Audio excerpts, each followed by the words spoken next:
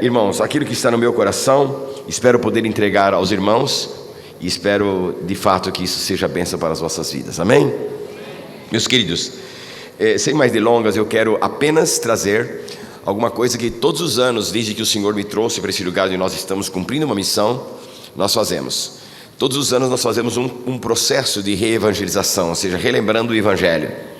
Eu acho que isso é uma coisa muito importante para a igreja, para que nós não desfaleçamos da nossa fé. Apenas uma palavra introdutória.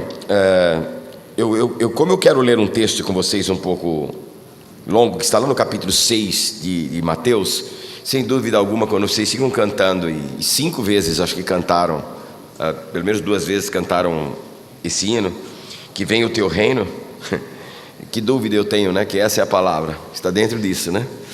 Então, não, fiquem sentados que nós vamos ler depois. Agora não, obrigado, muito obrigado. Nós vamos ler durante a palavra. Eu quero fazer primeiro uma palavra introdutória aqui para os irmãos. E eu comecei a pregar essa mensagem aqui no capítulo 1 de Mateus. Eu comecei a pregar na nossa igreja no mês de fevereiro. Nós estamos em julho e cada mês parece que vai um capítulo só. Estamos no 7º capítulo de Mateus. Parados na oração do Pai Nosso, a gente fica um espaço de tempo enorme, porque pensar em Deus como Pai é uma coisa muito profunda, e ela ocasiona muitas mudanças nas nossas vidas. Por quê? Porque entender o que Jesus explicava ou falava como Pai para nós, ele obviamente esclarecia Pai não nos padrões humanos, mas nos padrões divinos, o que é ser Pai. E quando nós entendemos o que é ser pai e entendemos a nossa filiação, nós como filhos, a nossa vida muda. E é uma mudança radical. Existem pessoas que têm problemas ao orar e se dirigir a Deus como pai, porque tem como referência talvez um pai, humanamente falando, que fora de uma expressão negativa, uma referência negativa em sua vida, por abandono, desdém, violência, etc. E N circunstâncias que podem fazer com que a pessoa tenha um bloqueio. Esse é o grande problema do antropomorfismo, né? Nós acabamos fazendo Deus a nossa imagem e semelhança, ou a imagem e semelhança de uma pessoa. Nós condenamos a idolatria, mas às vezes nós fazemos a mesma coisa. E isso processa um bloqueio na nossa mente dessa relação pai e filho. E isso é um problema muito sério. Jesus Cristo veio para resgatar tudo nessa terra, não é? Ele veio para resgatar tudo.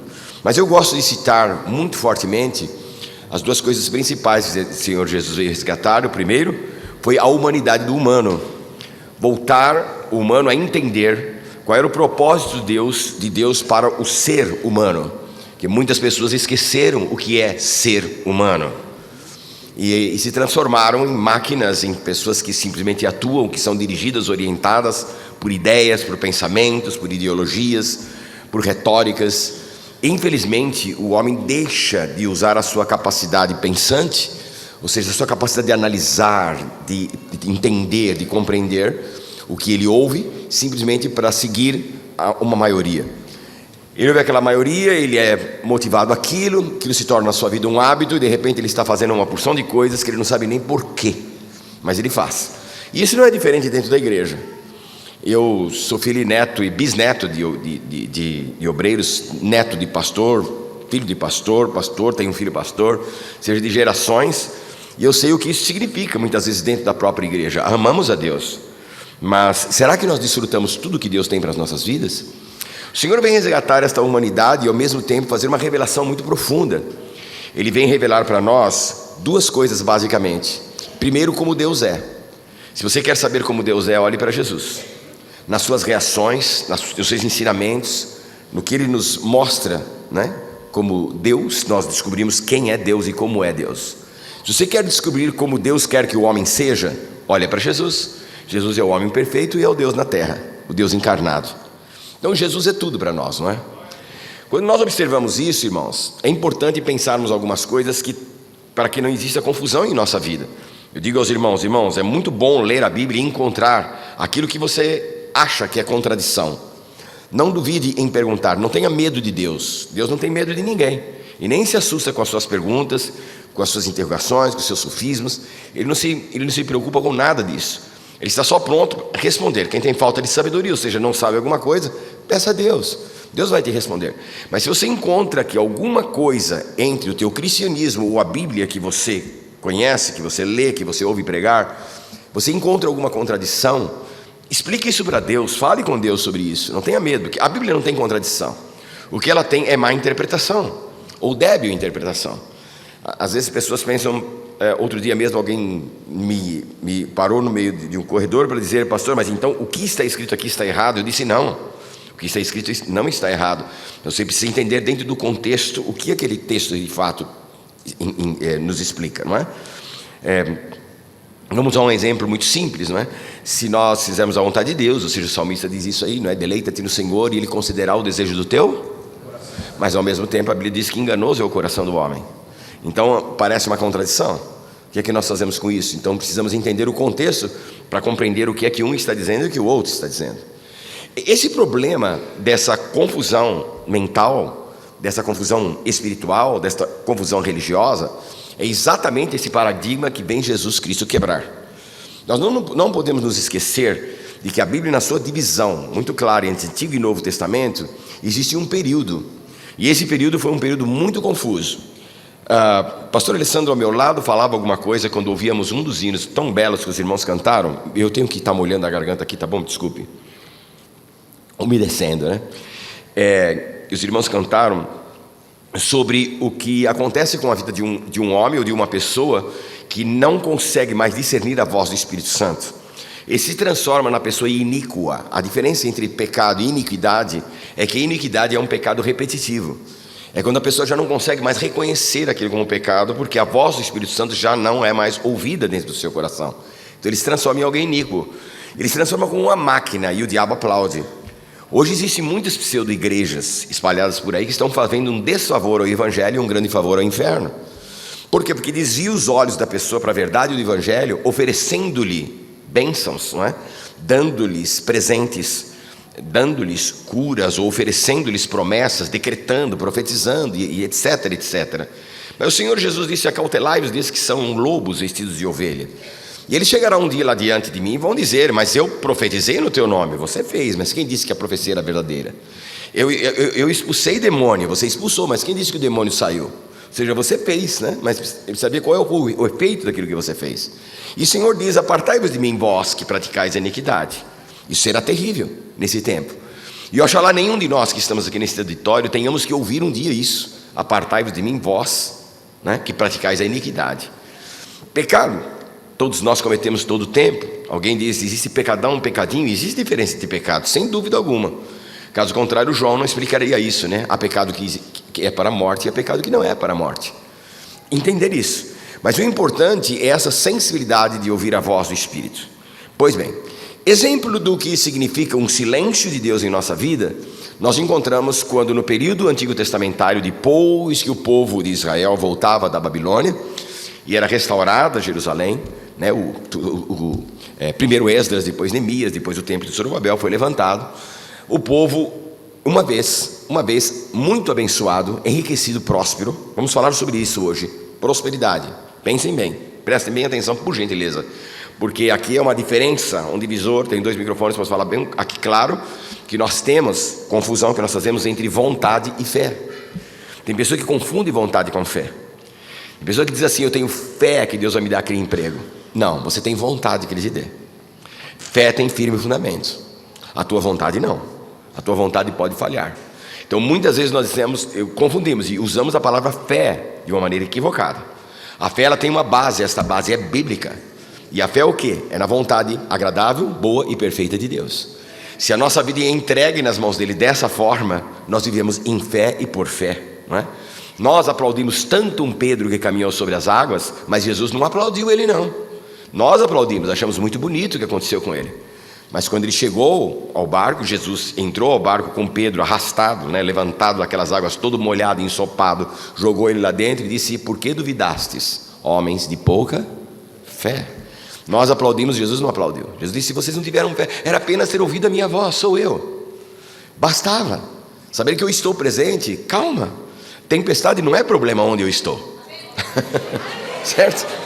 Eu sou o problema para a tempestade, não a tempestade para mim. Eu sou a tempestade, amém? Então essa é a diferença entre a fé e a vontade, não é? Essa é a diferença entre a fé e a vontade. Pois bem, quando nós olhamos no passado, a influência politeísta, ou seja, os muitos deuses que vagavam na cabeça e na mente das pessoas, depois que foi escrito o decálogo, as leis, depois os preceitos, as 363 leis de Moisés, o que aconteceu? O povo viveu sempre em altos e baixos, altos e baixos. Quando o povo retorna a Jerusalém, já chegando no ápice dos tempos de Deus, né? Nunca é o nosso tempo, o tempo de Deus, que a gente nem sempre sabe qual é, isso sempre está com Ele, segredo do seu coração, sempre, e assim será, assim nos disse Jesus. Então o Senhor restaura Jerusalém, e outra vez esses homens se levantam, e o Senhor começa a prosperá-los. Andar com Deus é ser próspero, andar com Deus é ter bênção. Eles foram prósperos, preste atenção, tem um momentinho, uma coisinha aqui, você vai pegar uma chave aqui. E eles prosperaram muito, só que ao prosperar, começaram a se acomodar e confiar na sua própria força. Eles receberam muitas profecias do Senhor, desde a Babilônia até dentro de Jerusalém, Jeremias falando, e Ezequiel falando, e as palavras eram muito fortes. Maldito o homem, confia no homem, confia na força do seu braço, acabem com isso, confiem em Deus, orem para Deus. Mas eles aos poucos foram se desviando, por causa do quê? Por causa da tranquilidade da sua prosperidade. Tenha cuidado. Às vezes a prosperidade, quando tudo vai muito bem na vida de uma pessoa, não necessariamente é porque ele está andando bem com Deus. Ele pode estar andando de braços com o diabo, bem abraçadinho, andando para cima e para baixo com o diabo. Essa pode ser uma possibilidade, e vamos entender agora por quê.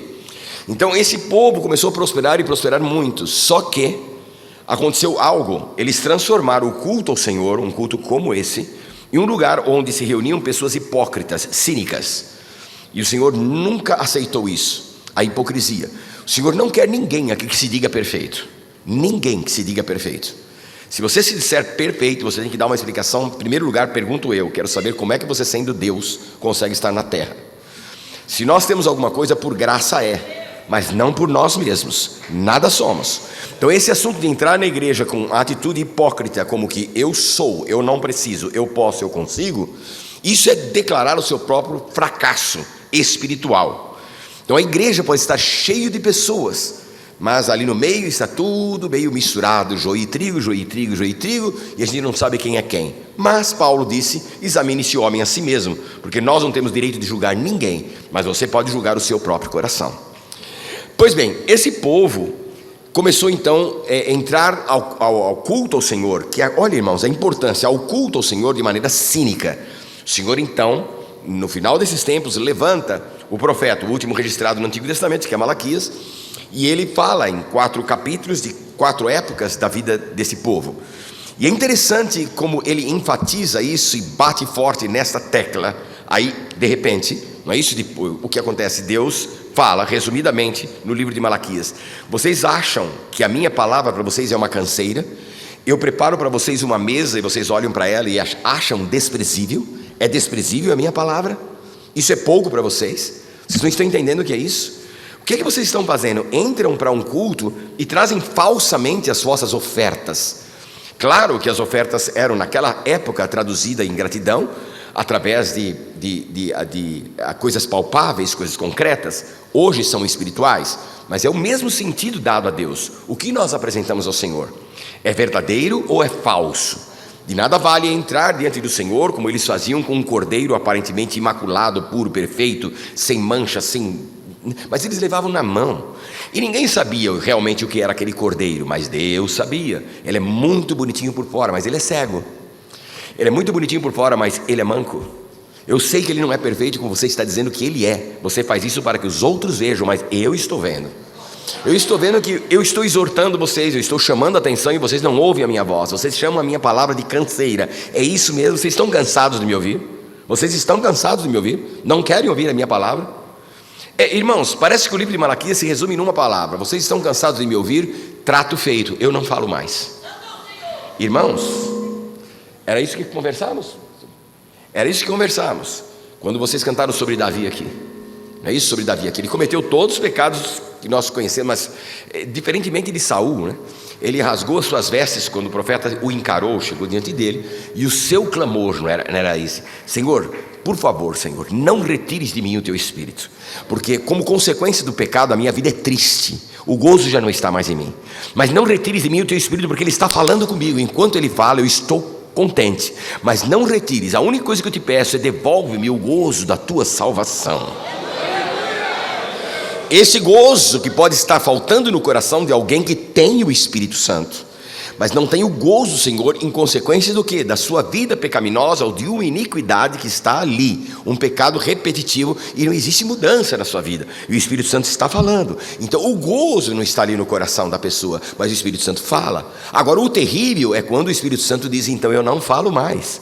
Quer saber como isso é duro? Pergunte a Saul. Clamar a Deus, Senhor, fala comigo, e Deus falar, jamais, já te rejeitei, há muito que te rejeitei. O Senhor disse isso a Samuel, com respeito a Saul. Isso é terrível. E o que Deus fez? Quando esse povo, um povo inteiro, rejeitou a voz do Senhor, o Senhor simplesmente disse, eu me calo.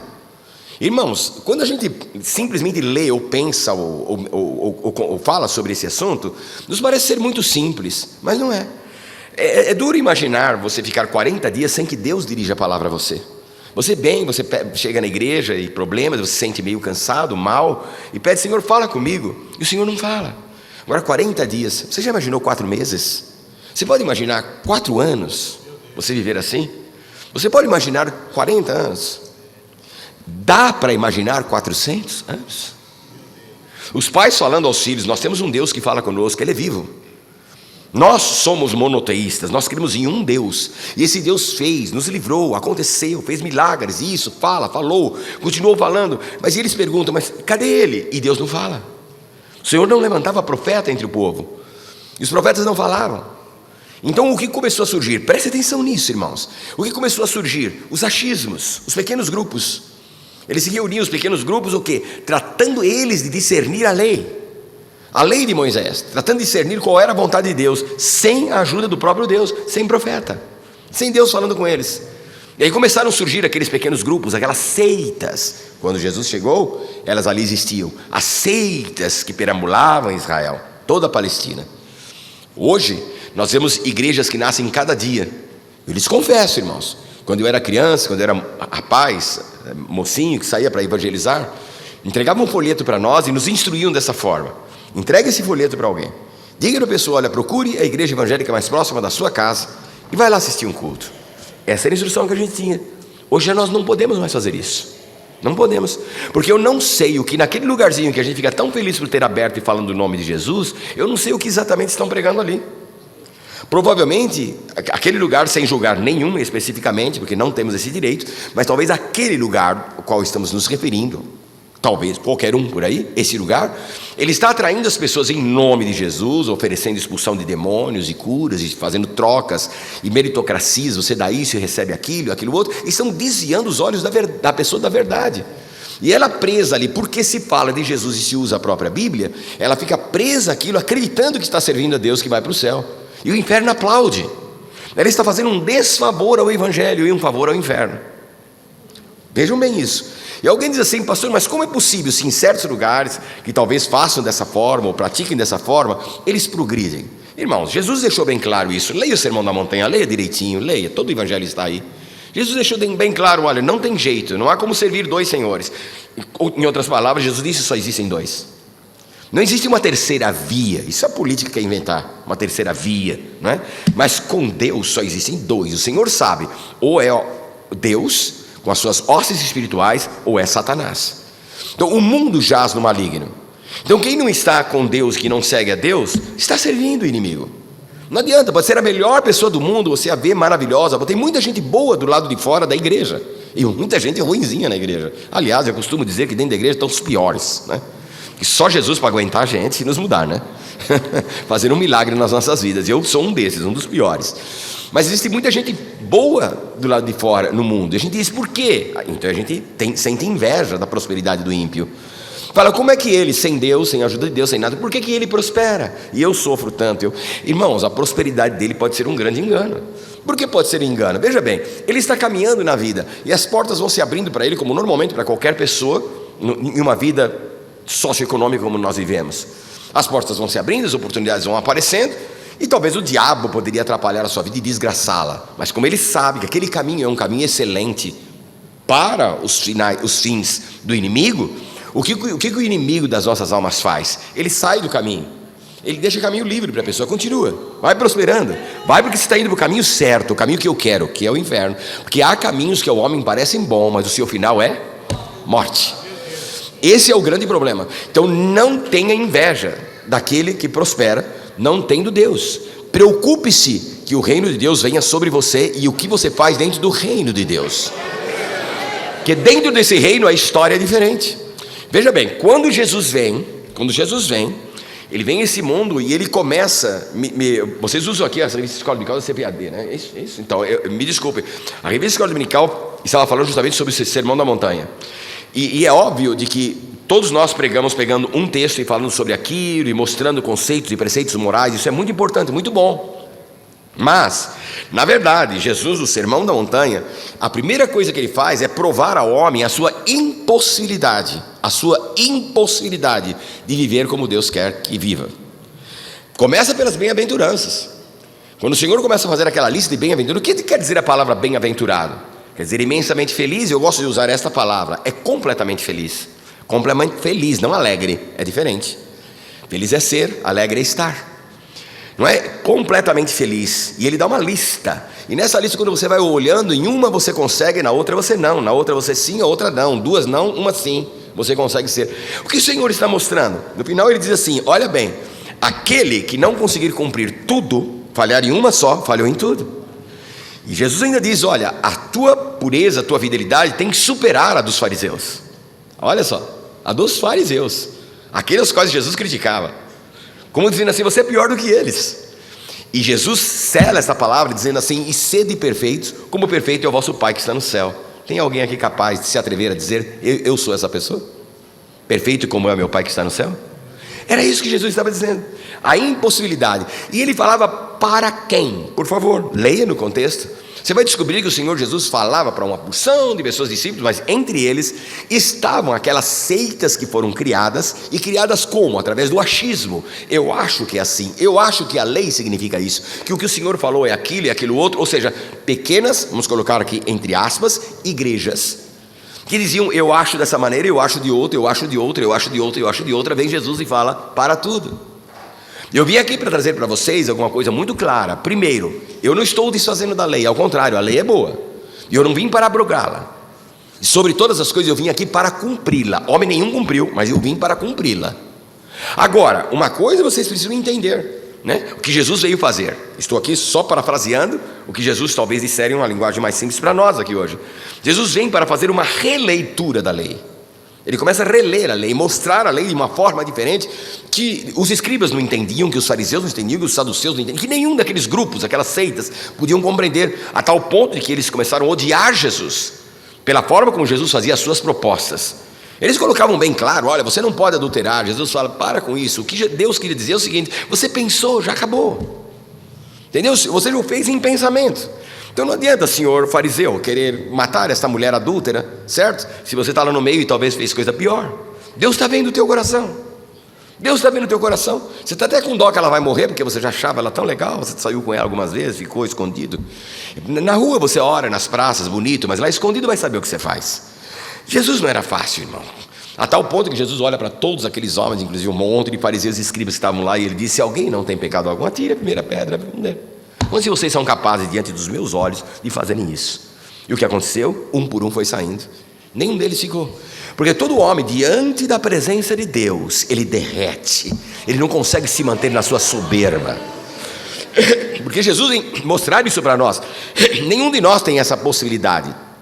Nenhum de nós tem essa possibilidade. E Jesus dizia isso para quem? Para fariseus, para publicanos, para os escribas. Ele dizia essas palavras para eles também.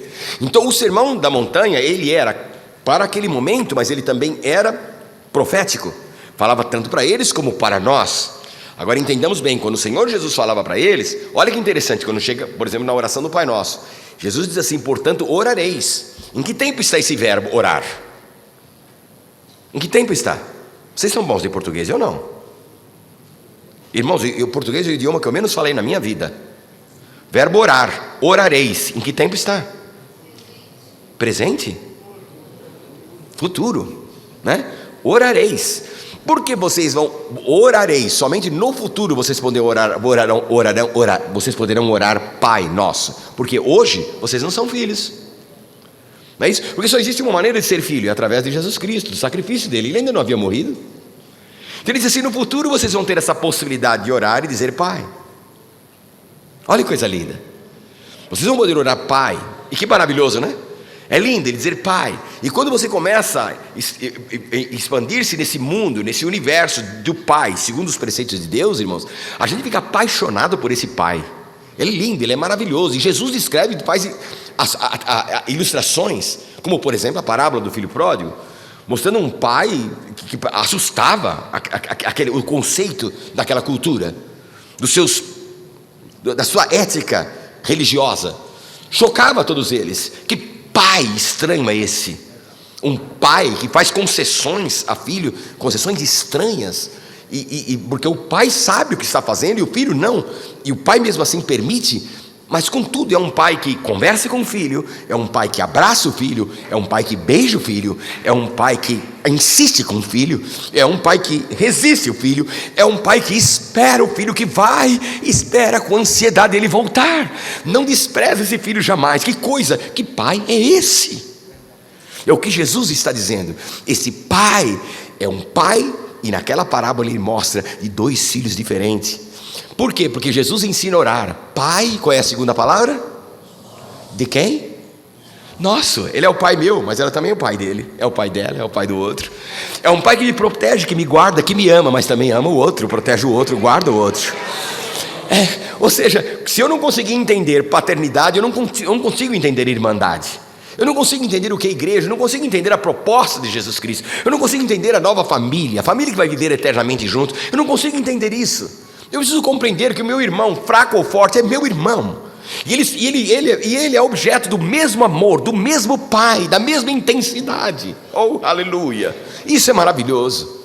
Jesus vem para estabelecer isso, quebrar todos esses dogmas, desses conceitos, dessas religiões. Irmãos, por isso é importante a palavra de Deus. Nós temos que ter muito cuidado com isso. Não faz muito tempo, um pregador chegou na nossa igreja, ele foi convidado para pregar, e ele prega, irmãos, e quando ele termina de pregar, a igreja está em êxtase, porque existem aqueles chavões gostosos, que a gente fica tão feliz, e o culto fica maravilhoso, e tudo muito bem. Não há problema, às vezes, de um pregador pegar um versículo e falar tudo o que ele quer, desde que ele fale coisas boas, né? Tem gente que pega um versículo e fala tudo o que ele quer, e é tudo, qualquer coisa, menos palavra de Deus, né? Ele vai te desviando para outros lados, falando o que ele quer. E esse pregador pregou, eu estou ouvindo. De repente ele chama as pessoas, e as pessoas vêm emocionadas diante do altar. A igreja estava praticamente em delírio. Um excelente orador, um grande orador. E quando as pessoas estavam todas ali, ele começou a decretar, a profetizar. Eu profetizo isso para você, eu decreto isso na tua vida, eu isso, eu aquilo. Depois que ele decretou para todo mundo, profetizou para todo mundo, ele vira e fala: agora o pastor Arnaldo vai orar. Eu falei: eu não profetizei nada, não decretei coisa nenhuma. Você que profetizou, se vira. Não é isso? Você vai orar e você vai dizer que isso aí vai se cumprir. Sabe por quê, irmãos? Porque é muito fácil falar, eu profetizo, eu falo, eu decreto, mas o que vale de verdade é o que está aqui. Essa palavra não falha. Se nós não aprendemos a nos apegarmos de fato nessa palavra e entendermos que essa palavra significa para nós, irmãos, será muito fácil. O que Jesus falou: lobos sagazes virão vestidos de ovelha e enganarão muitos. É isso que eles farão. Eles vão enganar muitos, mas ele disse: vocês têm que aprender a julgar. Olha para a árvore, a árvore boa vai dar fruto bom, e se ela for ruim, ela não vai dar fruto bom, e se ela for boa, ela não vai dar fruto ruim, ela vai dar fruto bom. Mas olha bem o que Jesus disse. Ele não falou: olha para uma plantinha, olha para uma sementinha, ele falou: olha para a árvore. A árvore, irmão, é bem estabelecida. Salmo 1, junto a ribeiros de águas, não é isso? Ela é bem estabelecida, bem plantada, ela cresce, ela toma um tempo. Ela toma um tempo para crescer, ela é podada, ela sofre as intempéries, mas ela cresce, ela produz folhas, depois ela produz flores, depois ela produz fruto, depois ele vai ver se o fruto é bom ou não. Então não adianta a gente olhar para um pregador, olhar para uma pessoa e dizer: que bênção é esse irmão. Não sei, a bênção está aqui. Se a pessoa pregar esta palavra e você puder ler esta palavra e dizer o que ele está dizendo é o que está escrito aqui, diga amém, abrace, ame. Mas se ele quiser falar o que ele quiser e começar a dizer um monte de profecias, de coisas, diz aquele irmão: guarde-se disso, fuja em nome de Jesus Cristo, para que você, decepcionado, não caia nesta rede do diabo e acabe se decepcionando não com o evangelho, mas com o que aquela pessoa pregou dizendo ser evangelho. Jesus vem exatamente para isso, para trazer esclarecimento, para trazer para nós o que isso significa. Observem bem, eu não posso me alongar muito hoje, não é só por causa do tempo, não é porque eu tenho medo de repente a minha voz parar aqui, eu não quero que isso aconteça, em nome de Jesus, amém? Vocês vão estar orando para mim, amém? Amém? Então chega Jesus e ele mostra uma coisa, de que lá no Decálogo, o quinto mandamento, quem se lembra o quinto mandamento? Não precisa se lembrar, eu vou ajudar vocês. Está escrito: honra teu pai e tua mãe. E é o único mandamento com promessa. E Paulo vai lá no capítulo 6 de Efésios, não me falha a memória, capítulo 6 de Efésios, e volta a falar isso aí. Ou seja, incentivando os filhos a honrarem seu pai e sua mãe. Bom, de passagem podemos dizer, o que significa honrar pai e mãe? Ah, já sei, é no dia do aniversário dele levar uma flor desse tamanho. Não. Honrar pai e mãe é uma pessoa olhar para a sua vida e dizer assim: bendito o ventre que te gerou. E que você, através dos seus atos, do seu caráter, da sua representação do teu pai ou da tua mãe, e eles talvez nem seja, talvez o teu pai foi horrível, a tua mãe te abandonou. Contudo, a Bíblia não disse honre dependendo de, ela apenas diz honra o teu pai e a tua mãe. Ou seja, se você não tem coisas boas para falar dele, mal não vale. Se as pessoas pensarem que você é fruto da educação que esses pais te deram, deixe-os pensar assim. Não precisa dizer, não precisa contar nada. Contar para ele: não, meu pai e minha mãe não tem nada a ver com a minha educação, eu sou bonzinho assim, porque... Não, honra, faz a tua parte. Honre o teu pai e a tua mãe, só isso, honre. O teu pai pode ser a pessoa mais terrível do mundo, mais violenta, pior do mundo, não precisa contar isso para ninguém. Deixa as pessoas olharem para você e pensar que foi dele. Isso você estará honrando o teu pai e a tua mãe. Isso é muito importante. Agora, parece que isso aí é alguma coisa simplesmente social, é uma coisa simplesmente cultural, é uma coisa simplesmente ética. Não é. Isso é espiritual. Claro que nós não temos esse tempo de trazer esse traçado desde Gênesis até aqui, mas esse não é o grande ponto. O grande ponto é ouvir a palavra de Deus falada através da boca do profeta Malaquias, quando o Senhor dizia essas palavras. Eu vou ler para vocês não precisam ler essa parte não, certo? Quando ele dizia com essas palavras assim, olhe bem, capítulo 1, versículo 6, depois você leia lá, está escrito assim: o filho honrará o pai, e o servo ao seu senhor. E o Senhor Deus faz essa pergunta a eles, e essa pergunta se dirige a nós também: se eu sou pai, onde está a minha honra? Esse é o grande ponto. Como é que nós honramos a Deus? Irmão, sabe que muitas vezes eu fico até, eu acho engraçado, a gente compreende, entenda bem, estou falando aqui para um auditório proeminentemente cristão, crente em Jesus Cristo, né? Gosto dessa palavra crente em Jesus Cristo. Não estou falando para esse, mas vocês observem, por exemplo, os nossos congressos, né? Nós temos congressos, aqueles congressos são maravilhosos, Deus fala, né? Aquele poder, né? Aquela coisa gloriosa. Depois você vê as fotos dele. Quando você vê as fotos do congresso, você não fica contente de ver as fotos? Mas quais são as fotos que você está vendo? Fala para mim. Desculpa, eu vou fazer uma mímica aqui, tá bom? Você vai ver a foto de uma irmãzinha assim, o outro assim. Não é assim? Quase toda a foto jogada no chão. Você e eu olhamos, a gente sabe o que aconteceu. A gente sabe por que aquela pessoa está daquele jeito. Foi tocada por Deus, uma coisa maravilhosa aconteceu no seu coração. Nós sabemos, mas o mundo, já pensou? Você mostra para um colega seu de trabalho: olha o meu congresso, e mostra uma menina com a cara assim. Qual é a primeira coisa que vem na cabeça de um incrédulo, de uma pessoa que não conhece a Deus? É olhar assim e falar: meu Deus, como esse povo sofre. O que acontece? Mas por incrível que pareça, que isso seja apenas um fato ilustrativo, essa muitas vezes é a verdade do evangelho que nós vivemos.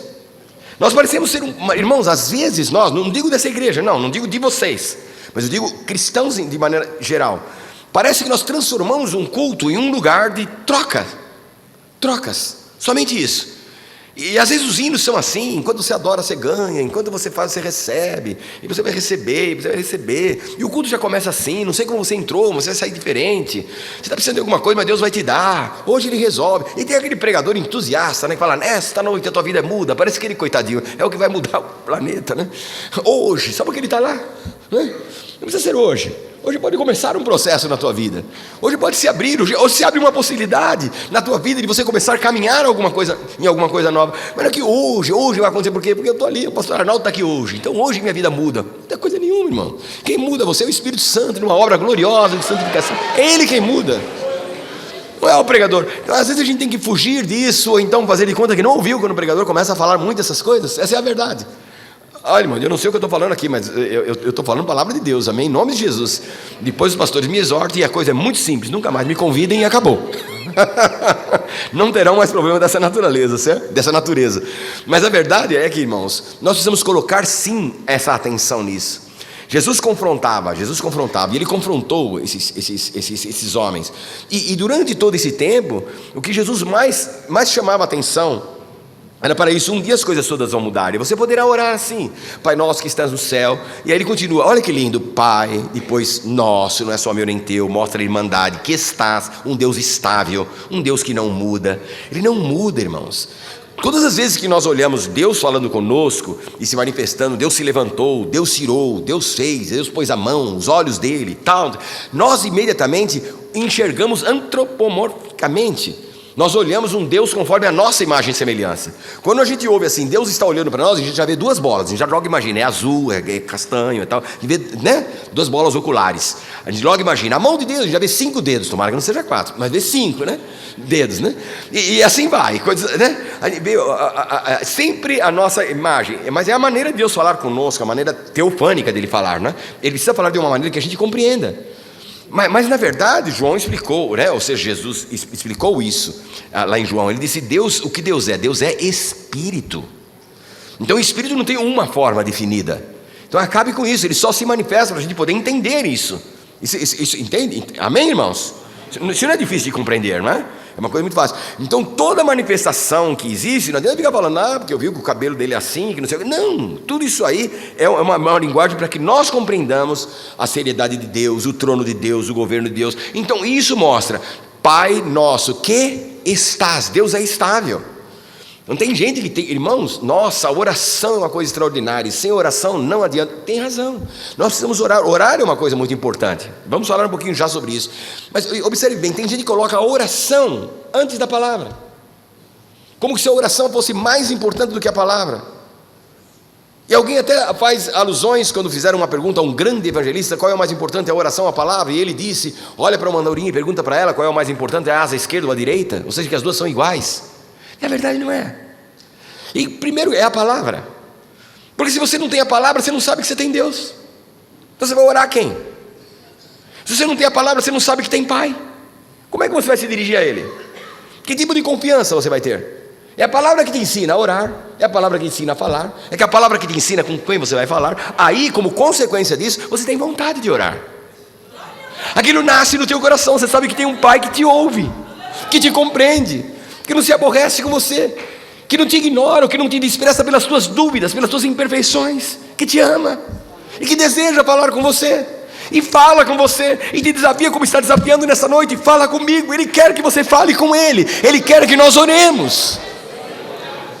Então entenda bem, se nós não partimos de um princípio de que a palavra é o que Jesus ensinou, é a diferença entre vontade e fé. A fé tem um firme fundamento, e o firme fundamento é essa palavra, porque ela vem pelo ouvir. E ouvir o quê? Palavra. Essa palavra vem da boca de Deus, através de Jesus Cristo começa toda essa nova história.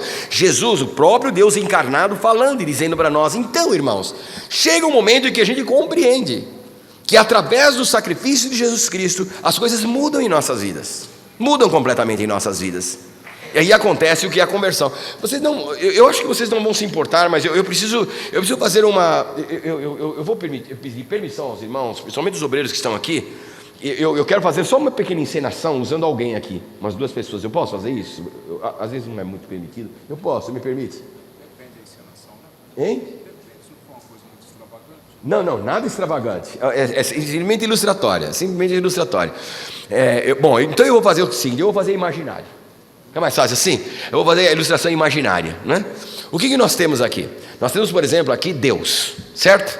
Imaginem Deus aqui, olhando do trono dele, olhando para a terra. Olhando para quem? Olhando para mim. Eu sou o pecador, certo? Deus olha para mim e vê os meus pecados. Aqui desse lado está Satanás, o acusador. O que é que ele está fazendo todo o tempo? Qual é o trabalho dele todo o tempo? Me acusar. Qualquer falha que eu faça, o trabalho dele é acusar e dizer: Pai, olha o que ele fez, olha o que ele não fez, olha o que ele fez, olha o que ele não fez. Mas ali nós temos Satanás ali, ok? Deus ali, Satanás aqui, o pecador está aqui. Aí Deus olha para o pecador e o Satanás diz: olha quantos pecados ele tem, olha o que ele fez, olha o que ele faz, olha o que ele faz cada dia, olha as suas transgressões. Então de repente a gente está sentindo diante de Deus a pessoa acusada, exterminada de uma vez só. Mas João explicou para nós, ele disse: filhinhos, não pequeis. Mas ele continua: mas se pecardes, tendes um advogado. Certo? Então aqui aumenta o personagem: Deus, Satanás, o promotor e o advogado desse lado. Só que o advogado, ele faz um trabalho não de convencer Deus. Ele não precisa convencer Deus. Não. Ele só mostra o que ele fez na cruz. O que é que ele fez na cruz? Ele se interpôs entre eu, o pecador, e Deus. Se colocou na minha frente. Então quando Deus olha para mim, o diabo fala: ele pecou, Jesus se coloca na frente e fala: mas eu paguei. Era essa. Eu paguei. Então por mais, suponhamos, né? Isso não acontece. Por mais que Deus quisesse ver, Jesus vai se interpondo. Ele está sempre na tua frente dizendo: eu paguei. Eu paguei. Eu paguei. Eu paguei. Eu paguei. Eu paguei. Eu paguei. Eu paguei. Alamachaia.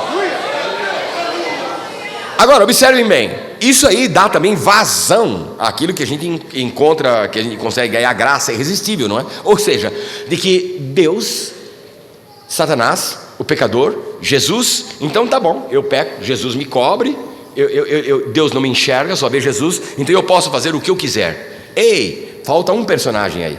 Nós falamos que existe Deus, o diabo, Jesus, o pecador. Quem faltou? Isso, vocês cantaram sobre ele, o Espírito Santo. Olha que coisa linda. Eu sou o pecador, eu errei.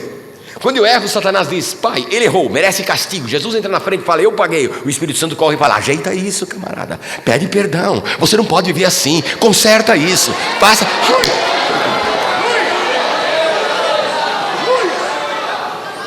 Por quê? Porque o Espírito Santo habita em nós, o Espírito Santo fala conosco, o Espírito Santo está em nossas vidas, ele chama a nossa atenção, conserta. Não vale a pena viver assim, peça perdão, mude isso agora. Por quê? Porque a comunhão do Pai conosco não é interrompida, mas é a nossa com o Pai que é interrompida, por causa desse pecado. E o Espírito Santo nos ajuda, para que a nossa consciência esteja livre, porque a gente fica ouvindo a acusação do diabo. Irmãos, o diabo ele fica como, sabe, um mensageiro de Satanás, esbofeteando de um lado ao outro, o tempo todo, querendo te acusar. Você nunca vai ser igual aos outros, você não vai conseguir, você não vai conseguir. Mas o Espírito Santo está ali para dizer a mesma coisa de maneira muito mais poderosa: você vai conseguir, eu estou com você, eu vou te ajudar, você vai chegar lá, você vai conseguir, você vai conseguir. Aleluia. Você vai conseguir. Você vai conseguir. Você vai conseguir, você não vai parar nesta jornada, você seguirá adiante, porque o Paracleto, o Espírito Santo, está ali ao teu lado. Espero que essa encenação imaginária tenha sido bem clara, os irmãos puderam enxergar isso. Pense sempre: Jesus se coloca à tua frente, todo o tempo ele está nesse momento, Jesus está aí na tua frente, ele está aí, ele intercede por nós, irmãos, é noite e dia, dia e noite, todo o tempo intercedendo por nós. E o Espírito Santo está ali para nos ajudar, promover essas mudanças em nossas vidas. Aí então o que acontece? Quando nós, por meio de Jesus Cristo, ganhamos o direito de sermos feitos o quê? Filhos de Deus. Coisa que eles não tinham, porque Jesus ainda não havia morrido. Somente após o sacrifício de Jesus Cristo é que foi dado ao homem o direito de ser chamado filho de Deus. Agora olha que coisa linda, imaginemos um Deus maravilhoso e de repente um Pai maravilhoso, e de repente eu descubro que eu sou, por meio de Jesus Cristo, o quê? Filho. Pense, você é filho, filho amado, filho amado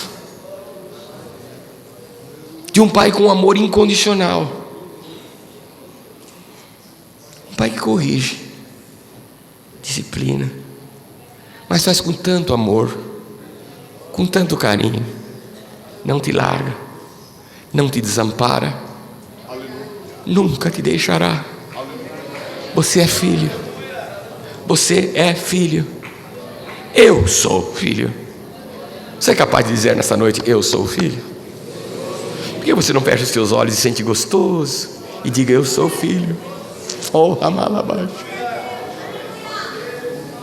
Eu sou filho. Irmãos, isso é maravilhoso. Isso é estar no centro do reino de Deus. Agora, quando nós pensamos ser filhos de Deus, o que é que nós temos que pagar? Porque existe essa coisa, né? Tem gente que acha que tem que pagar, fazer certo sacrifício, isso, aquilo outro, para poder ter conquistas na vida. Sendo que a vontade de Deus para nós, ela é sempre a melhor. São desejos de paz e prosperidade em nossa vida. Você sabe que existe muito crente que Deus quer prosperar e prosperar em todas as áreas, espiritualmente, e às vezes essa pessoa não está preparada para isso. Por quê? Porque começa a prosperar um pouquinho espiritualmente, receber dons, isso, aquilo, ele já começa a se transformar em juiz. Se ele começa a prosperar financeiramente, ele já começa a achar que a sua maneira de servir a Deus é a correta, porque Deus o está abençoando. Então é um perigo. Então muitas vezes Deus freia, ou seja, aqui nessa igreja não existe uma só pessoa que não seja alvo de Deus para bênçãos superabundantes. Não existe uma pessoa aqui dentro, nenhuma, que Deus diga: esse eu não quero abençoar. Cada um de nós aqui temos já direito, conquistado por Jesus Cristo, bênçãos abundantes, familiares, emocionais, espirituais, financeiras, tudo. Irmão, aqui só tem pobre com nome de pobre, aqui é tudo rico, vida abundante, tudo já, nos olhos de Deus, tudo já é. O problema é que para Ele te entregar o que você tem, Ele tem que preparar esse vaso. E esse vaso tem que se quebrantar, e não é Ele quem quebra. Lembre-se de que o vaso se quebrou na mão do oleiro. Tem que haver um quebrantamento. Dizer: Senhor, constrói de novo, reconstrói a minha vida, faça como o Senhor quiser. Manuseie a minha vida. Eu não quero eu ter direito sobre ela, porque eu entendi que vem o teu reino, que vem o teu reino. Se eu digo que vem o teu reino, é para vir o reino, e quem manda nesse reino é o rei, não sou eu. Não confunda isso. Esse é o grande problema às vezes de uma pessoa orar e dizer: eu bombardeei o céu com oração e por isso as coisas mudaram. Ninguém bombardeia o céu com oração e muda coisas, porque Deus está. Pai nosso que estás, Deus é estável. Deus não se comove, Deus não se, sabe, às vezes, sabe, Deus é estável, irmãos. Deus sabe o que faz. Deus, mesmo quando Ele vê você chorando e Deus não intervém, você diz: por que Ele não intervém naquela hora que eu tanto preciso? Deus sabe o porquê, porque a visão dEle é macro, a nossa é micro. A gente só vê aquele pedacinho de tempo. Deus está vendo tudo. Ele fala: você precisa passar por esse caminho. Eu sei aonde eu estou te levando. Apenas confia em mim, confia em mim, confia em mim, confia em mim. Se nós aprendemos a confiar, mergulhar na vontade de Deus e pegarmos aqueles nossos planos que nós temos, eu vou pegar um papel meu aqui, pegar aqueles planos que nós temos ali escritos: Senhor, aqui estão os meus planos, abençoa eles. E a gente pegar esses planos e rasgar eles todinhos em picadinho e falar: Senhor, os meus planos não me interessam para nada. Por quê? Porque eu creio que o Senhor tem um plano para mim. Aí, quando o Senhor criou uma árvore, Ele tinha um plano para ela. Ele sabia qual era o fruto, todo o plano Deus tinha. Deus tinha um plano para os animais, Deus tinha um plano para os peixes, Deus tinha um plano para as aves, Deus tinha um plano para os ventos, Deus tinha um plano para os astros, Deus tinha um plano para tudo. E você acha que Ele não vai ter para a tua vida? Ele tem esse plano. Ele está desejoso de te dizer: por favor, entenda que os meus planos na tua vida trarão na tua alma uma satisfação inigualável. Você vai entender a razão pela qual você nasceu, porque antes que os teus ossos fossem formados, eu já te conhecia no ventre da tua mãe. Já tinha planos desenhados para a tua vida. Então por quê? Por que nós ainda duvidamos desse Deus? Aí vem Deus e pergunta lá em Malaquias: veja bem, o que você quer? Quer viver 400 anos sem ouvir Deus? Então ouça o desafio de Deus: se eu sou pai, diz o Senhor, onde está a minha honra? Você não falou que é gostoso ser filho? Deus está dizendo: se eu sou pai, onde está a minha honra? E não adianta querer honrar a Deus fazendo assim, trazendo florzinha para Ele, acendendo vela para Ele. Não é assim que se honra a Deus. Se honra a Deus com atitudes. Atitudes que as pessoas olhem como um filho terrenal e diz: bem-aventurado o ventre que te criou. Que olhe para você e diga: bem-aventurado é você pelo Deus que você tem. E vivermos dessa maneira. Vivermos de fato dessa maneira. Muitas vezes nós dizemos que somos filhos, mas nós vivemos como bastardos, como filho que não é de verdade, todo o tempo sofrendo, todo o tempo em prova. Meu Deus, parece que a minha vida é uma prova eterna. Tem alguma coisa errada. Provas são momentâneas, muitas vezes necessárias. O irmão está tocando ali, é para eu parar? Não, né? Quando começa a tocar o hino já é hora de parar? Não sei. É para parar? Eu? Não? Quando você tocava eu ouvi, agora eu estou falando, você não me ouve? Cadê, irmão? Aqui a gente é músico, irmão, escutou uma nota, a gente já, né? Até para fazer um fundo musical, não sei, é assim, né, que vocês fazem, que eu não sei. Agora, olhem bem, irmãos, o Senhor vem falando, e quando Ele explica a oração do Pai Nosso, aí é que eu quero que você, por gentileza, abra sua Bíblia e só acompanhe essa leitura. Jesus falando, olhe bem, vamos lá, em uma parte do Sermão da Montanha, é isso que eu quero que vocês acompanhem essa leitura. E nessa leitura, eu quero que você entenda uma coisa. Deus é Pai, amém? Amém. Isso é assunto definido? E o segundo, também, você é filho? Agora veio o desafio, se você é filho, por favor, viva como filho. Glória a Deus. Digo outra vez, se você é filho, viva como filho. Honra o teu pai. É o primeiro mandamento com promessa. Honre o teu pai. Viva como filho. E aqui Jesus vai dizer o que é que o pai espera de um filho. Vamos lá? Capítulo 6. Jesus começa no versículo 24 a dizer isso. Ninguém pode servir a 3 senhores, certo? Viu? Não existem 3, somente 2. Porque ou há de servir a um e amar o outro, ou se dedicará a um e desprezará o outro. Não podeis servir a Deus e a Mamon. Não podeis servir a Deus e ao inimigo e ao mundo. Não podeis servir. Você tem que se definir. Porque se você ficar em cima do muro não funciona. Tem que se definir. Aí Jesus continua. Por isso vos digo. Diz a quem? Aos filhos ou aos bastardos? Aos filhos. Disse, por isso vos digo, não andeis cuidadosos quanto à vossa vida, pelo que haveis de comer, pelo que haveis de beber, nem quanto ao vosso corpo, pelo que haveis de vestir. Ou seja, que essa não seja a tua primeira preocupação. Irmãos, que o teu reino venha, que o céu desça, aleluia.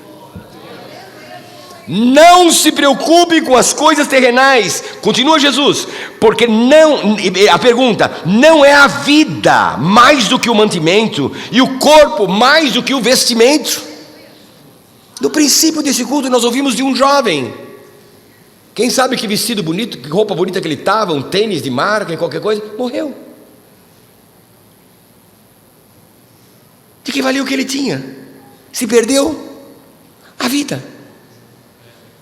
Qual é mais importante? É o que Jesus está dizendo. Vai vendo a mentalidade de Jesus, o que ele vem trazendo. Pense nisso. Ele estava falando para fariseus, para publicanos, para saduceus, falando para nós, falando para os homens daqueles dias. Eles, olhai para as aves do céu, que não semeiam, nem cegam, nem ajuntam em celeiros, e vosso, o quê? Olha, vosso Pai Celestial as alimentam.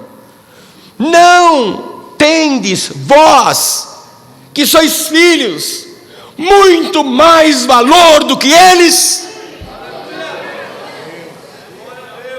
Qual de vós poderá com todos os vossos cuidados acrescentar um côvado à sua estatura?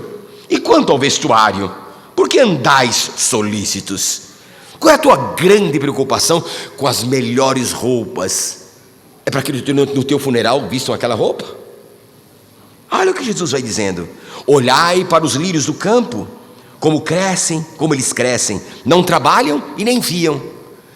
Quando Jesus diz isso, às vezes dá a impressão para alguma pessoa que gosta muito do não fazer nada, pensar assim, é verdade.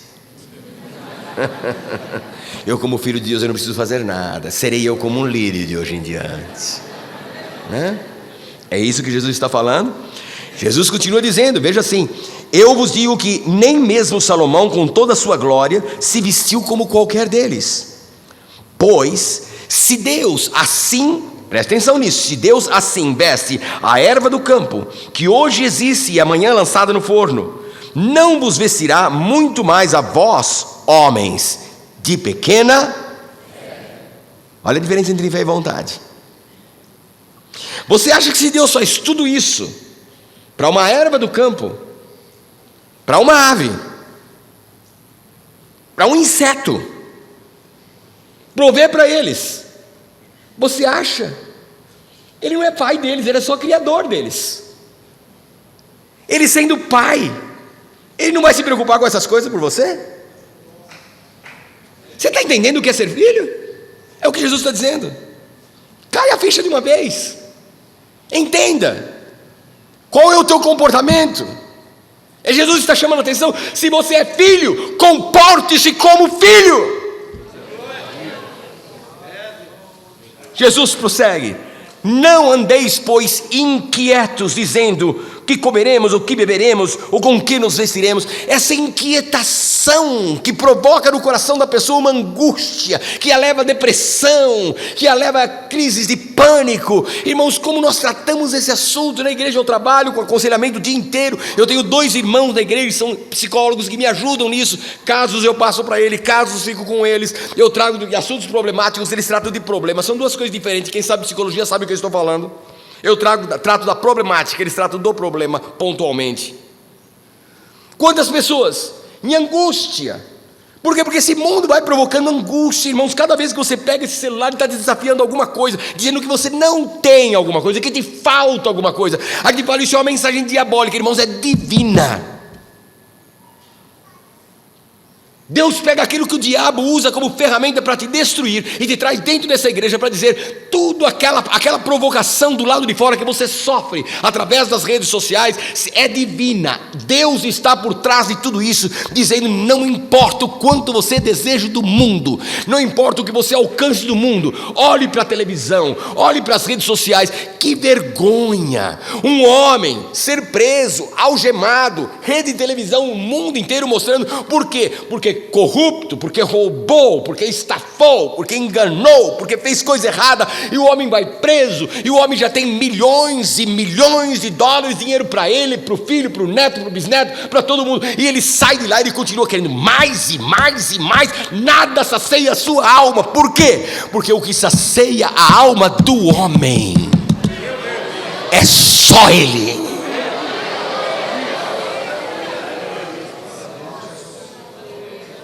Então, quando a tua vida começa a se inquietar, entendeu? Porque eu não tenho isso, aquele tem e eu não tenho, ele tem aquele carro e eu não tenho, ele tem aquela casa e eu não tenho. Se comparar e querer correr atrás dessas coisas desesperadamente, como se Deus estivesse alheio às tuas necessidades,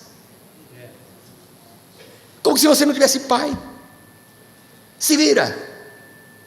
Você não tem pai que cuide de você. Você nasceu de novo. E a criança, quando nasce, não sabe nada, tem a dependência plena. E o pai e a mãe não jogam o filho fora, porque ele não sabe pedir adequadamente. Às vezes nem orar adequadamente, você ou eu sabemos. Precisamos do Senhor, do Espírito Santo está interpretando as nossas palavras, porque não sabemos. E a criança pequena sabe? Você já viram alguma criança nascendo e já falando com seus pais, com as palavras mais bonitas do mundo? Ó, minha genitora, a qual permaneci dentro do vosso ventre por 9 meses. A criança não faz isso, só ela dá um berro, e a mãe vai, mamadeira. Meu Deus do céu. Não consegue andar. E quando dá os primeiros passinhos, sai contando para todo mundo, bilhões de pessoas andam. Mas a alegria de uma mãe, de um pai, ver o filhinho dar os primeiros passos. Que coisa. E você acha que o teu pai lá no céu, quando te vê, dá os primeiros passinhos. E aí você tenta, não tem força e cai. E quando você cai, ele pega você e fala: não presta, vai para o inferno. É isso? É assim que a mãe faz com o filho quando cai? A criança cai, abre um bocão chorando, a mãe corre, abraça e fala: não, filhinho, você não consegue hoje, mas você vai conseguir amanhã. Tenta de novo, tenta de novo, tenta de novo. Eu vou te alimentar, eu vou te alimentar, eu vou te ajudar, eu vou te ensinar. Você vai crescer, eu vou te ajudar, eu vou te ajudar, eu vou te ajudar. Você vai crescer. Você vai aprender a caminhar, você vai aprender a falar, você vai aprender a viver por si mesmo. Você vai aprender, eu te ajudarei. Não andeis inquietos. Versículo 31. Não andeis, pois, inquietos, dizendo o que comeremos, o que beberemos, ou o que nos vestiremos. Por quê? Veja bem, porque todas essas coisas os gentios, ou seja, o mundo procura. De certo, olha o que Jesus afirma, ou seja, reafirma, porque é isso que ele está falando conosco até agora. De certo, o vosso Pai Celestial bem sabe que necessitais estas coisas. Ele sabe do que você precisa. Tem gente que faz jejum de 21 dias, 42, 69, e faz em jejum, Senhor, para te mostrar o que eu preciso, eu já sei. Você é meu filho. Eu conheço as suas necessidades, eu já tenho tudo aqui na minha mão, estou com a vontade de entregar. É você que fica aí, papai, eu não tenho, eu já sei que você não tem.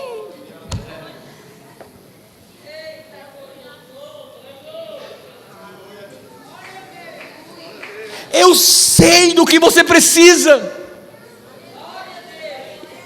Escute bem, e eu te dou o que você precisa. Eu preciso de roupa. Você só precisa de roupa porque tem um corpo. Você só tem um corpo porque você tem vida. Você só tem vida porque Ele te deu. Aquele que te deu a vida te dá o corpo, que te dá o corpo te dá o vestimento. É isso que Ele está dizendo. Se eu comecei, eu continuo, eu cuido. Eu sou o teu Deus, eu sou o teu Pai. Os cultos precisam ser transformados, nossos cultos precisam ser aqueles cultos onde a gente vai entrando com alegria, para dizer, Senhor, eu vim mais uma vez aqui te agradecer. E o diabo fala assim, mas as coisas deram errado, mas vai mudar, porque o meu Deus é poderoso, Ele é maior do que todos os problemas, e Ele vai, a gente, irmãos, irmãos, esse culto está desde o princípio. Eu gosto de chegar no começo do culto, eu gosto de participar, eu estou aqui desde o princípio, ouvindo cada hino, ouvindo esses jovens cantar, ouvindo a igreja cantar, ouvindo a letra que Deus os inspirou a escolher. Eu estou ouvindo, estou prestando atenção, eu estou vendo uma igreja com vontade de adorar. Irmãos, esse é o caminho: adorar, agradecer, dizer obrigado, Senhor, pelo cuidado que o Senhor tem comigo. Não é esperar ter, não, já tem para comigo.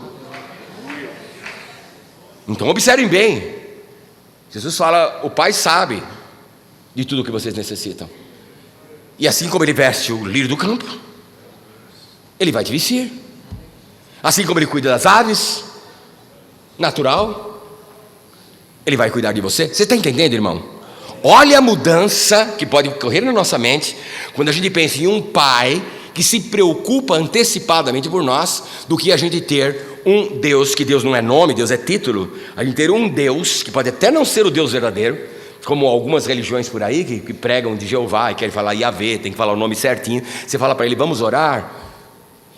Se você quer correr com esses que vêm de pastinha de 2 em 2, quer se livrar dele, proponha fazer uma oração com ele. Ele não ora com você. Sabe por quê? Porque você vai dizer, Senhor meu Deus. Ele fala, para que Deus você está falando? É isso que ele pensa. Agora eu não sei, quando eu oro e falo Deus, eu só tenho um. Você tem dois? Só tem um. Eu tenho um pai, o meu pai tem um nome, mas eu chamava ele de pai. Estava um monte de homens lá. Quando eu gritava pai, quem é que olhava para mim? Estava um monte de criança. Quando ele falava o meu nome, quem é que ouvia a voz de quem? Do meu pai. Pai e filho, irmãos, é uma ligação, é isso aí. Está entendendo, não? Mas é diferente você pensar em Deus como um Deus que está preocupado com tantas outras coisas, que não tem tanto tempo para você, do que pensar em um pai. É uma relação íntima. Estamos entendendo, irmãos? Eu olho daqui e vejo toda uma congregação linda, maravilhosa. Deus olha para cá, Ele não olha isso aqui não, Ele olha cada um. Ele está vendo cada coração na sua intimidade, cada um. Ele vê um por um. Irmãos, você é único. Ele te vê assim, de maneira única.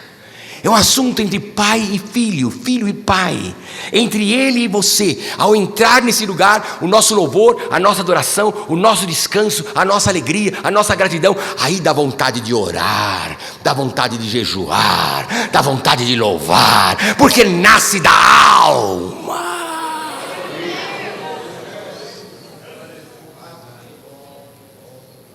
Então Jesus deixa claro, vosso Pai já sabe de tudo isso, certo? Agora vamos ler o versículo seguinte. Quer que diz versículo 33? Porque todas estas coisas, versículo 32, né? Os gentios procuram. De certo, vosso Pai bem sabe que necessitais de todas essas coisas. Mas, diz Jesus, olha a conjunção, mas buscai primeiro o quê?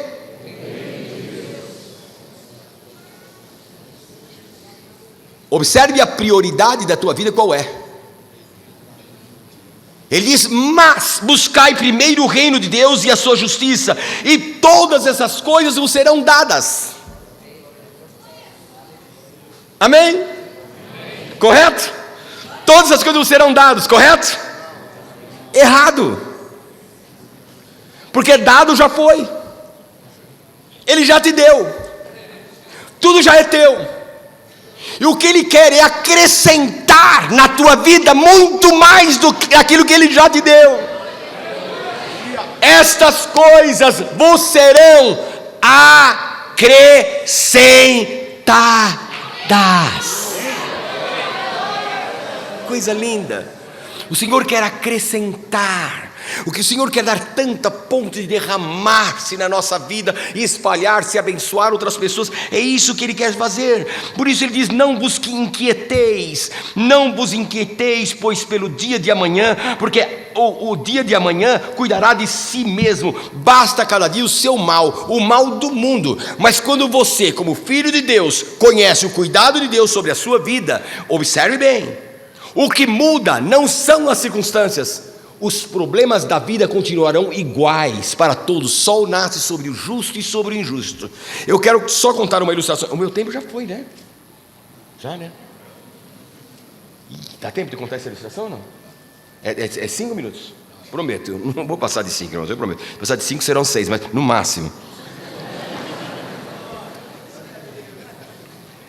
Nós tínhamos uma igreja, isso lá nos Estados Unidos, nós tínhamos uma igreja e eu tinha um grupo de brasileiros.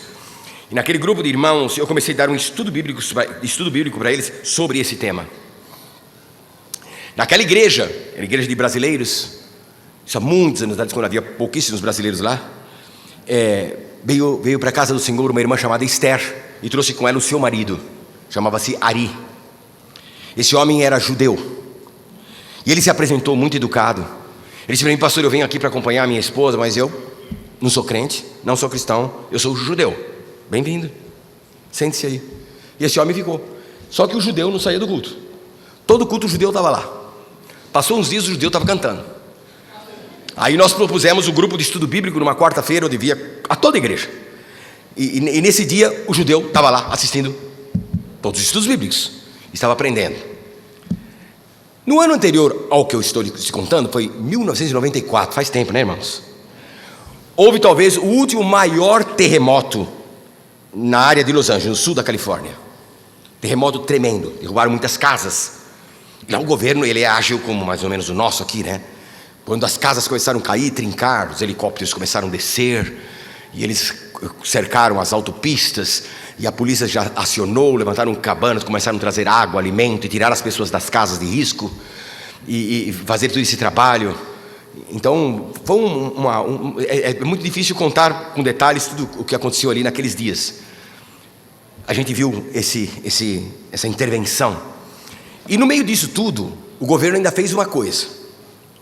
Quando eu falo, é o governo da Califórnia, tem outros estados que não têm essa mesma condição. Lá cada estado é praticamente um país, depende da sua condição, das suas leis. Lá na Califórnia eles fizeram o seguinte, por exemplo, eu morava em uma casa de 3 quartos. Onde morava 2 quartos, eu, a minha esposa e meus filhos, no outro quarto. Quando a minha casa rachou, eu tive que sair daquela casa, porque ela poderia estar condenada, e eles me pagaram durante 1 ano um aluguel de uma casa, mas não de 2 quartos, de 3, porque era uma menina e 2 meninos, e eles não queriam que a menina e o menino e os meninos estivessem juntos. Então 1 quarto para a menina, 1 quarto para os meninos. Conclusão, eu ganhei uma casa melhor do que a que eu tinha, certo? Fui lá contente, feliz, 1 ano. A parte disso, eles queriam a relação de tudo que a gente perdeu no terremoto. Tudo. Televisor que quebrou, geladeira que queimou, tudo que a gente dava a relação, e eles davam dinheiro para a gente comprar tudo de novo. Tudo que a gente perdeu. Podia até mentir. Era só colocar, e tudo que fosse colocado ali tinha verba para você comprar tudo. É lógico que as pessoas não eram tão abusivas, não falo por todos, mas isso aí era entregue para nós.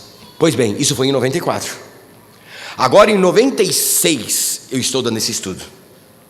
Na nossa igreja havia um moço chamado Reinaldo.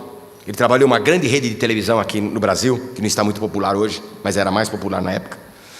E ele foi para os Estados Unidos para assumir toda a parte de vídeo e áudio de um shopping center enorme que estava sendo construído ali. Ele havia sido convidado por essa companhia. Só que nesse terremoto, esse shopping cedeu. E quando cedeu o shopping, aquele trabalho, aquele contrato dele se desfez imediatamente. E esse moço então se transformou em uma pessoa ilegal, dizendo em documentos nos Estados Unidos. Todo o processo dele se paralisou, tudo ali acabou. Foi convidado a se retirar e voltar para o Brasil, mas ele gostou de ficar lá. Reinaldo ficou lá. Pois bem, só que agora Reinaldo não tinha trabalho, que a única coisa que ele sabia fazer é aquilo. Ele foi convidado para aquilo, não tinha outro lugar. Nos outros já haviam profissionais tão capazes quanto ele, e ele não conseguia. E o Reinaldo foi fazendo bico daqui, bico dali, e lutando economicamente, e nada. Aí, só levando a vida. Uma quarta-feira dessas, nós estávamos nos preparando para começar a aula. Ali estavam todos os irmãos, e o Ari, ali. O Ari estava sempre ali, o judeu, não era crente. De repente o Reinaldo chega. Como não havia começado ainda, ele entra. Pastor, irmãos, Deus é maravilhoso, Deus é maravilhoso. E a gente todo contente, que amém, Deus é maravilhoso. O que foi? Um testemunho com envelope na mão. O que foi? Ele falou, é o seguinte: no ano retrasado, quando houve o terremoto aqui, vocês sabem, eu perdi meu emprego, minha luta foi muito grande. E de repente eu vi que a minha documentação não vinha mais. O meu medo era receber uma carta do governo dizendo, sai amanhã, ou depois da manhã a gente tira você. Cada dia que chegava o homem do correio, eu apavorado com o que ia chegar ali. E o que aconteceu? Disse ele. Ontem chega o homem de correio com uma carta do governo para mim. Está aqui essa carta. E a gente, o que tem isso aí? Irmãos, todos vocês têm orado por mim. Sabido da minha dificuldade financeira aqui, como é que eu estou? Eu estou com dívidas, eu estou preocupado com isso, eu não posso viver com dívida, eu não posso conviver com isso. Mas eu quero mostrar para vocês. E abriu e mostrou um cheque. Naquele cheque vinha uma carta, a carta era do Bill Clinton. E ela vinha escrito assim: senhor morador, em nome do governo norte-americano, eu peço perdão a você, porque quando nós fizemos o mapeamento da região atingida, essas ruas, e inclusive a sua, ficou fora do mapeamento. Então vocês não receberam a ajuda financeira que os outros receberam. Portanto, nós estamos lhe entregando toda a ajuda, com as devidas correções, e mais alguma coisa extra para você. Enfim, irmãos, era um cheque lá de uns 30 e tantos mil dólares. Quando o Reinaldo mostrou aquilo, falou: irmãos, meus problemas estão todos resolvidos aqui. Todo mundo alegre, aplaudiu, deu glória a Deus e tal. Irmãos, o Ari levanta. Ele era brancão, olho azul, não tinha cabelo. Ou seja, o cabelo dele era como os meus, mais ou menos. Ele se levantou, mas se levantou lá de trás, mas irado, irmãos. Ele disse: está vendo, pastor? O senhor está vendo, pastor? Eu falei: está vendo o que, Ari? E o pessoal todo: Ari, calma, deixa ele falar. O que foi, Ari? Vocês os crentes, com vocês é tudo assim. É assim o quê? Se é bom, é Deus. Se é ruim, é o diabo. Vocês são assim. Eu estou cansado disso. Não, mas não saia de lá. Eu estou cansado disso. E o pessoal: Ari, calma, deixa ele falar. Deixa ele falar. Aí ele vira para o Reinaldo e fala: Reinaldo, me diga uma coisa. O teu vizinho do teu lado direito recebeu o cheque também? Não recebeu. Do esquerdo recebeu? Recebeu. O de trás recebeu? Recebeu. E você vem dizer que foi Deus que te deu? Quem te deu foi o Bill Clinton. Não foi Deus. Vem aqui dizer que foi Deus que te deu. Terminou de falar? Falei: terminou, Ari? Terminei, pastor. Eu estou cansado com isso. Eu falei: Ari, o sol e a chuva, sobre todos que cai a chuva. Mas existem uns que agradecem, outros não. O Reinaldo só veio aqui agradecer o que Deus fez por ele. O Ari olhou para mim e falou assim: por isso que eu gosto do senhor, pastor. Ari já está no céu, mas se converteu. Eu tive o prazer de batizá-lo e ver a peruquinha dele voando. Ele entrou com a peruca e a peruca saiu da cabeça dele. Mas ele se converteu. Essa é a diferença dos que recebem, os que sabem ser agradecidos pelo que Deus dá, e aqueles que não. Irmãos, você já tem tudo o que você precisa, tendo Deus como teu Pai. Sede agradecido honra o teu pai. Se eu sou pai, onde está a minha honra? Eu quero fazer uma oração agora. Se vocês desejarem colocar-se em pé, eu agradeceria.